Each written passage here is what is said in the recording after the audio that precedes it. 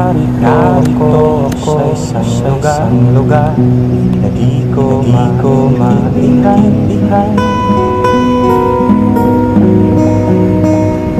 Nakikipagpalaran sa buhay na ang hantungan ay kawalan.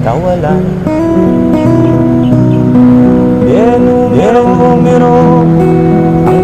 ang galaw ng tao. Bawat gawin ay may presyo. Narito sa isang lugar, di ko maintindihan.